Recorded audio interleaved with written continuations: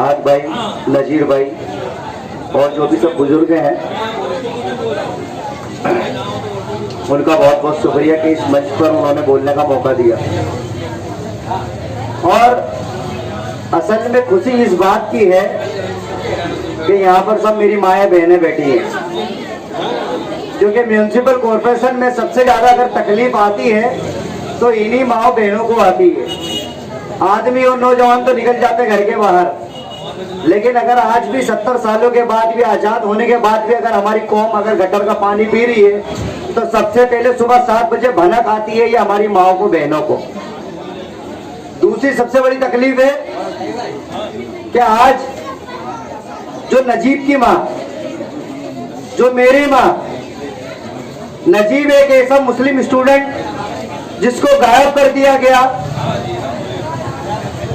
और उसकी माँ दिल्ली धरना देते रही, लेकिन कोई उस माँ की सुनने वाला नहीं था, सिर्फ इसके लिए क्योंकि वो मुसलमान था और वो माँ मुसलमान की थी।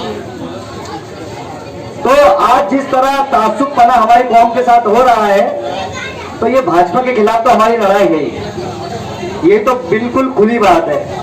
लेकिन सवाल ये आता है कि इसमें कांग्रेस कहाँ है। जैसा कि हमारे हाथ भाई ने कहा, संसद भाई ने कहा कि नाराए तकबीर अल्लाहू अकबर, जो कि हमारा एक दीनी नारा है, राजनीति रहे या ना रहे, लेकिन इंशाअल्लाह ये नारे का लक़ब हम इंशाअल्लाह गूंजाते रहेंगे, गूंजते रहेंगे, क्योंकि बेशक अल्लाह सबसे बड़ी जात है, ये हमारा अकीदा है। अगर ये अपनी पॉलिटिक्स चमकाने के लिए ये कहते हैं कि ये नाराए तकबीर अल्लाहू अकबर बोल के भड़काऊ भाषण कर रहे हैं, तो आपको भी पता है कि इस ईमान वाले या इंसानियत का जो पैगाम है नाराए तकबीर अल्लाहू अकबर, बेशक हम ये गूंजते रहेंगे। तो इसके खिलाफ हमारी माँ बहनों को एक तो इनको सबक सिखाना है। दूसरी बात, ये जो आज पॉलिटिक्स, हर बात ये लोग गली गटर नाली पर लेके आई जाते हैं, आपके सब सामने ही है। तो इन्होंने आज भी जहाँ बैठे हैं वो मोहल्ला देख लो।